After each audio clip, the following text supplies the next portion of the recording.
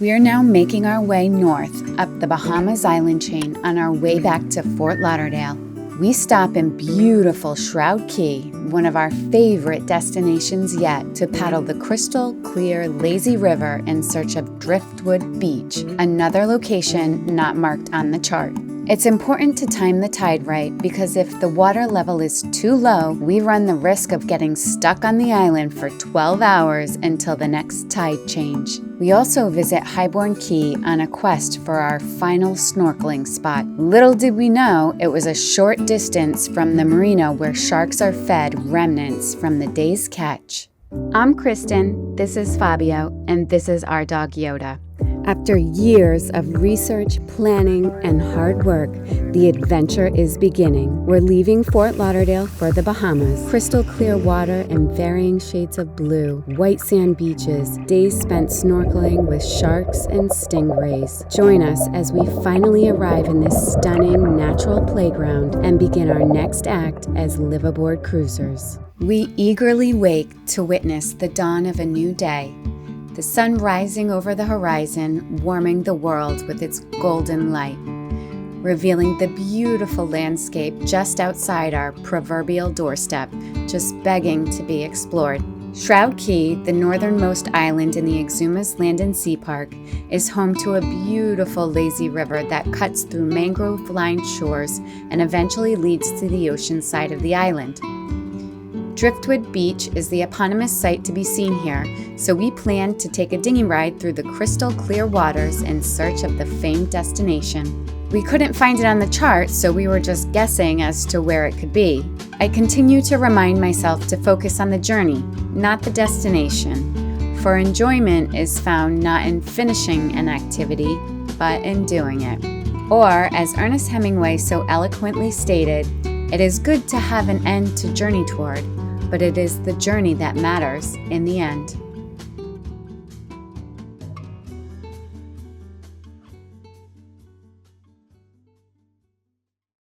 The important thing is to time your visit right. You're supposed to go 2 hours before high tide, so there's enough depth the entire time you're exploring the area. Otherwise, you may get stuck and have to wait another 12 hours until the water is high enough to get out.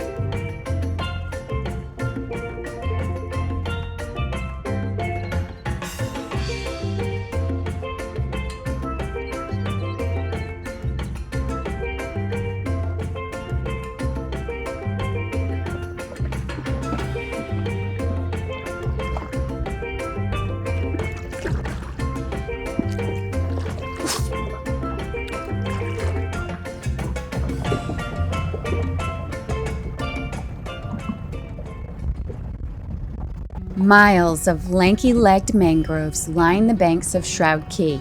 Rooted in the salty sediment between land and sea, they provide a safe haven for juvenile fish and marine invertebrates, and their capable branches cradle the nests of birds such as herons and egrets. They filter the ocean, stabilize the shore, limit the impact of devastating storms, and have a direct link to healthy and productive coral reefs and offshore fisheries. Clutch, a chemical extract from the red mangrove, is widely used as a tanning agent for leather and as a red dye for fabrics, while the leaves are enjoyed as tea and in medicinal applications. Ecotourism is one of the fastest growing aspects of the Bahamian tourism industry, and few features of the Bahamian landscape offer as much diversity and opportunity as the mangroves. Sadly enough, on a global scale, mangroves are being destroyed faster than they can regrow. The loss rate reached 35% during the last 20 years.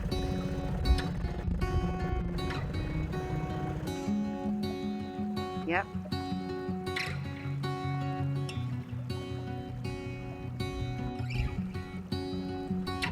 Wow.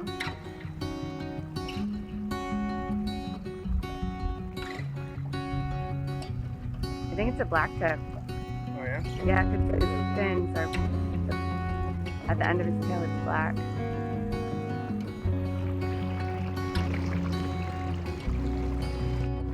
Ah, go left. Go left.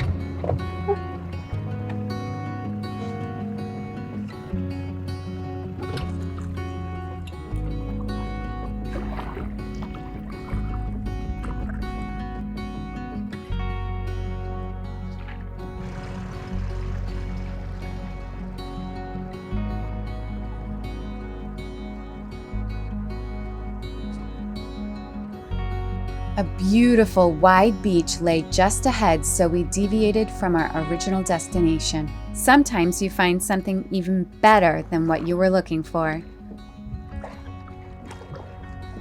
Oh, fish.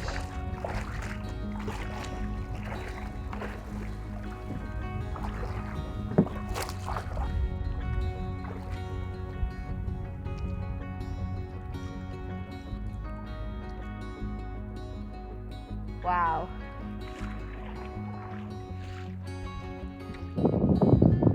Look at Yoda in the water.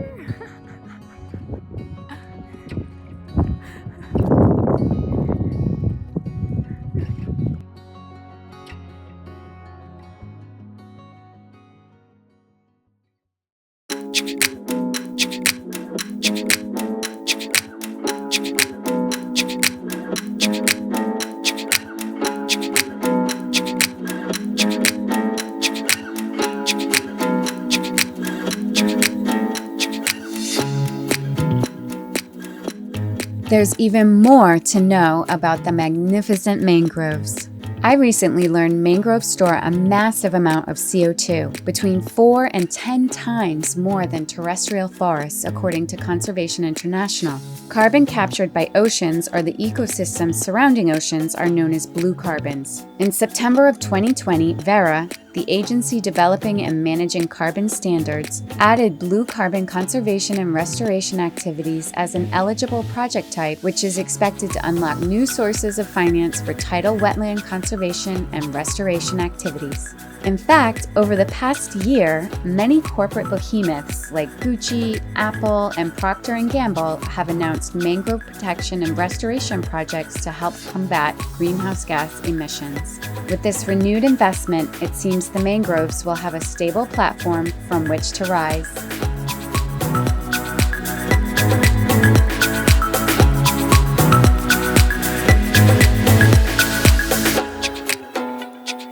I couldn't resist the crystal clear, cool water any longer, but just as I walked to the beach, Fabio spotted a shark with the drone just where I was about to enter the water.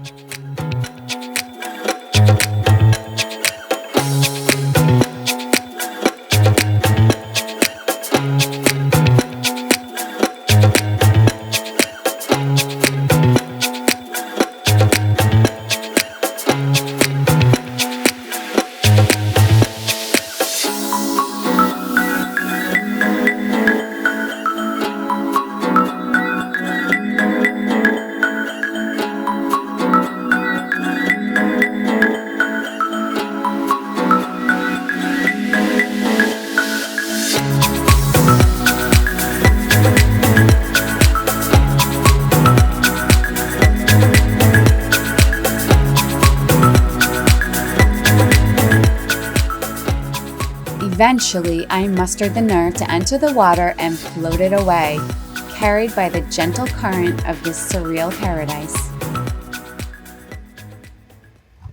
Later that evening, back on the boat, Fabio was whipping up a culinary delight. Good food is one thing we'll continue enjoying, even living on a boat. All right. So you remember we had the duck that we took apart a few weeks ago, and we did the thighs, and now we had these two beautiful breasts that we sous vide them, and now they look a little gray now, but you'll see after. We took them out of the freezer, and you want to make sure that they're super dry. So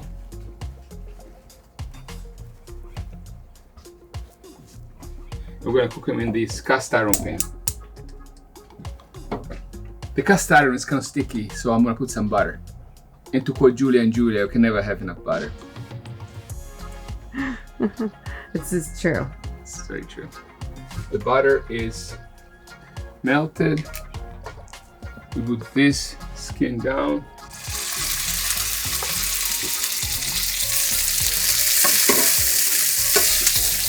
While I'm cooking that, I'm gonna start cooking some of these potatoes. This is the sweet potatoes that we have brined in salt water, some vinegar, and some natural molasses.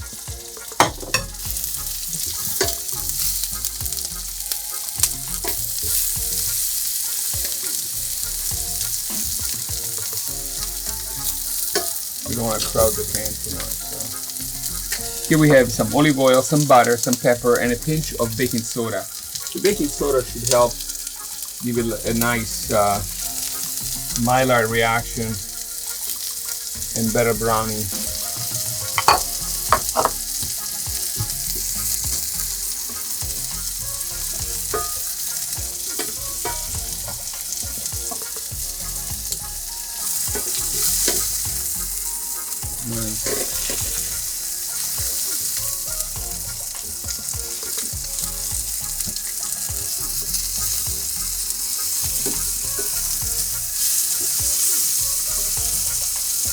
Okay.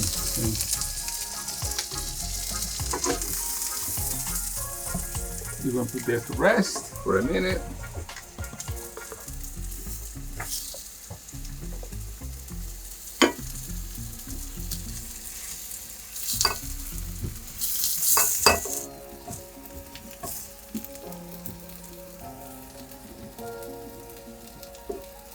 Salt, some cayenne pepper.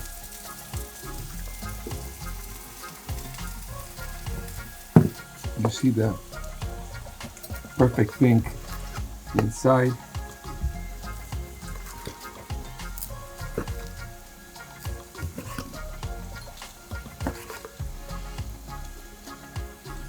And here are the potatoes.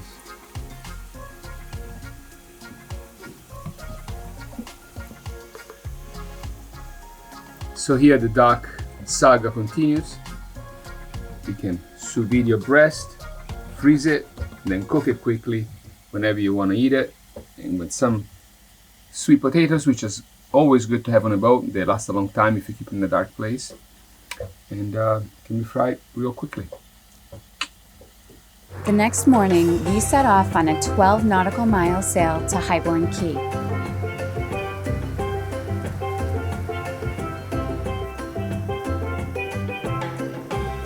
With about 10 knots of wind from just off our stern, we sailed with just the Screecher. I had read there were some good snorkeling spots near the Highborne Cay cut. This was our last chance to check out the Bahamian reefs before heading back to Fort Lauderdale, so my fingers were crossed.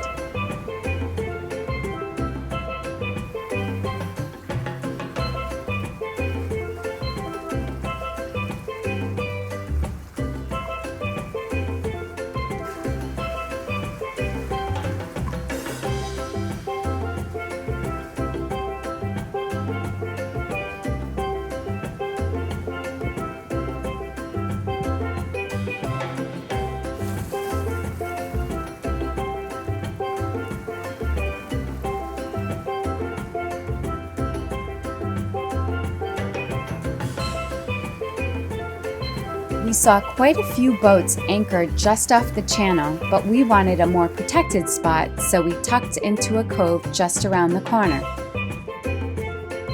There was a beautiful beach just in front of us, but we soon realized it was private and couldn't go ashore there.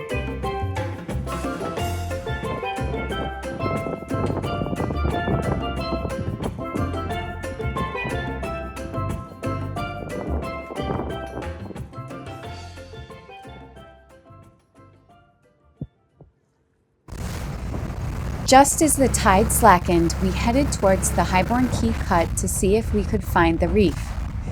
It seemed strange to us people were recommending snorkeling in the channel, so we had a plan B. About to leave, already packing, come with me.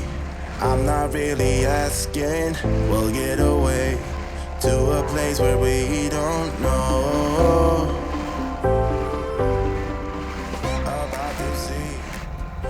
Ultimately, we decided to check out the reef by Oyster Cay instead, which is just outside the channel. Yeah, I think it's like right here. Yeah. Yep. So, yeah.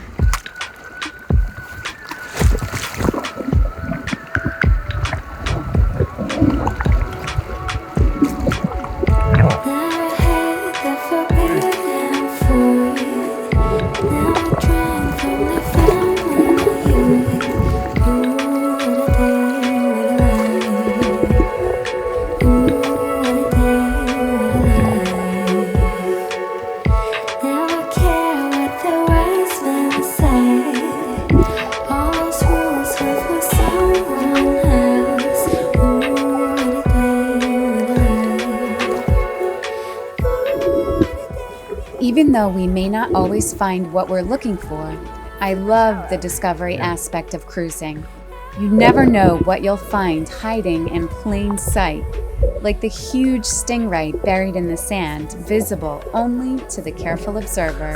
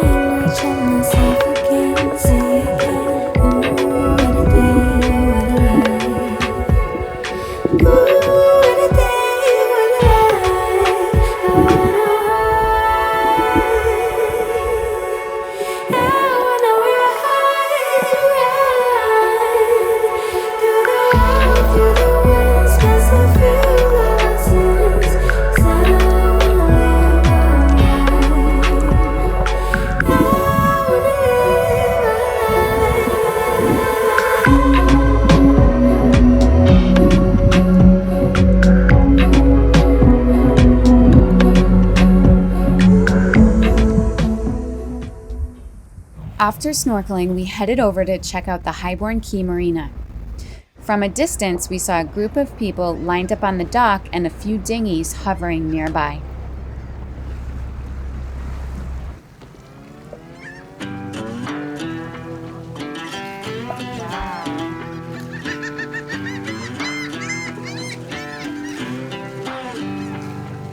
The further we move on from all those yesterdays, happiness gets nearer. The Wow, light that we that's see a tuna, I closing think. in so fast Look at this ahead. guy. Oh, I feel bad. It's Can you turn off home, the engine? it's getting clearer. Okay. The more I think of all the tough times we survived, the more it makes me smile. If nothing's broken us, yeah, nothing never will. 'Cause See that dreams are one hard to there? kill. Those are different. And I know somewhere's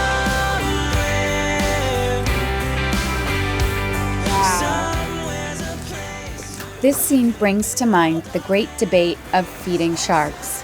Some believe the practice to be harmful to sharks, as well as increasing the likelihood of human injury, while others insist the practice is an important tool for maintaining and protecting certain shark populations. The one thing almost everyone can agree on is the awareness of the rapidly dwindling shark population generated by the increase of people diving with and photographing sharks has helped to increase conservation efforts. Oh, I see what you're saying. On the head, they don't have a. Right. See, like this is the bull, I think. There. But these guys are nurse sharks. There's a bull there. This is incredible. Oh my God. Wow.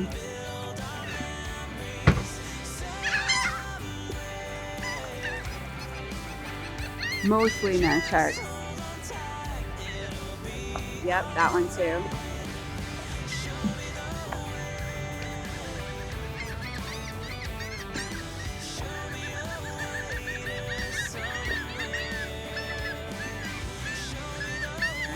Yeah. Yeah. There he is, the bull.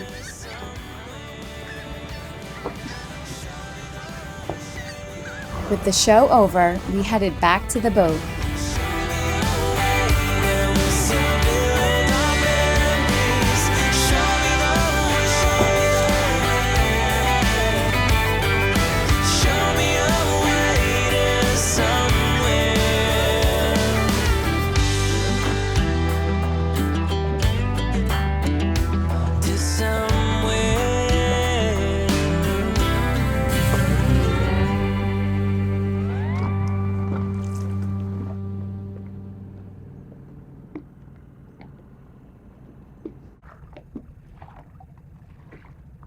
I just couldn't get over the water's clarity and hopped in for one last dip.